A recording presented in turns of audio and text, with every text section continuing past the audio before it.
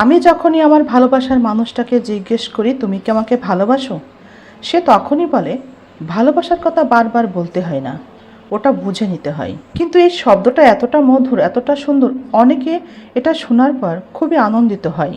তাই আমার মনে হয় প্রিয় মানুষটিকে মাঝে মাঝেই তোমাকে ভালোবাসি কথাটা বলা উচিত। মাঝে মাঝেই তোমাকে ভালোবাসি কথাটা বললে নতুন করে ভালো লাগা, ভালোবাসার জন্ম হয়।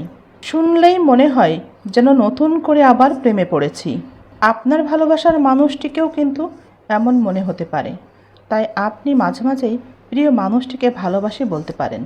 আপনার প্রিয় মানুষটি যদি এমন হয় তবে তাকে আপনি বলতেই পারেন আমি তোমাকে ভালোবাসি। তবে তাতে ভুল বোঝাবুঝির অনেকটা অবসান হয়। বুঝলেন তো?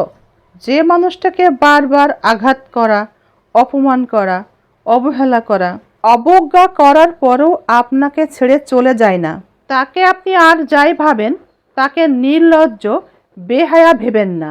সে যাচ্ছে না শুধু একটি কারণে, সেটা হলো আপনাকে সে অনেক অনেক অনেক ভালোবাসে। সে নিজের চেয়েও আপনাকে বেশি ভালোবাসে, এটাই সত্যি, তাই তো সে চলে যায় না।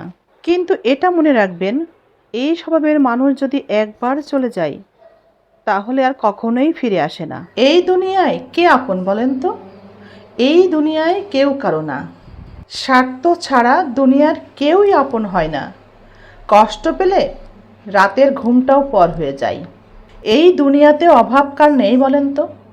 কারো টাকার অভাব, কারো শিক্ষার অভাব, কারো আবার মনুষ্যত্বের অভাব, আবার অনেকের ভালোবাসার অভাব। মনে রাখবেন, 3 ধরনের মানুষকে কখনো ক্ষমা করতে নেই। 1 ধরনের মানুষ যে ভালোবাসার অভিনয় করে, 2 যে বন্ধুত্বের সুযোগ নিয়ে বেইমানি করে, এবং 3 নম্বর ব্যক্তি যে ব্যক্তি বিশ্বাসের অমর্যাদা করে। দিন শেষে দেখা যায় স্বামী স্ত্রীর সুসম্পর্ককে নষ্ট করে ঘরে বাহিরের কিছু তৃতীয় ব্যক্তি, যাদের ব্যবহার একেবারে ফেরেশতার মতো। এমন সাধু সেজে কথা বলে মনে হয় তারা আল্লাহর ভালো মানুষ। দিন শেষে কিন্তু তারাই ভালো থাকে যারা সম্পর্কের মধ্যে তৃতীয় ব্যক্তির কোনো চান্সই দেয় না। আপনার যা কিছু আছে, আপনি সবার থেকে অনেক বেশি উন্নত, কিন্তু যদি সেটা আপনি নিজে মনে না করেন তাহলে আপনি সত্যিই উন্নত। কিন্তু আপনার কাছে যা কিছু আছে তার অহংকার যদি আপনি অন্যের কাছে প্রকাশ করে নিজেকে বড় প্রমাণ করার চেষ্টা করেন, নিজেই নিজেকে বড় মনে করেন এবং তা প্রকাশ করেন, প্রমাণ করার চেষ্টা করেন, তবে আপনি সত্যিই নত। সত্যিই যে সব দিক দিয়ে উন্নত, সে মনের দিক দিয়েও অনেক বড়। ব্যক্তিত্ব এবং আচরণ এক বিষয় না। আপনার ব্যক্তিত্ব এবং আপনার আচরণকে কখনো তাই গুলিয়ে ফেলবেন না। আপনার ব্যক্তিত্ব আপনাকে জানিয়ে দেবে আপনি কে, আর আপনার আচরণ আমাকে জানিয়ে দেবে আমি কে।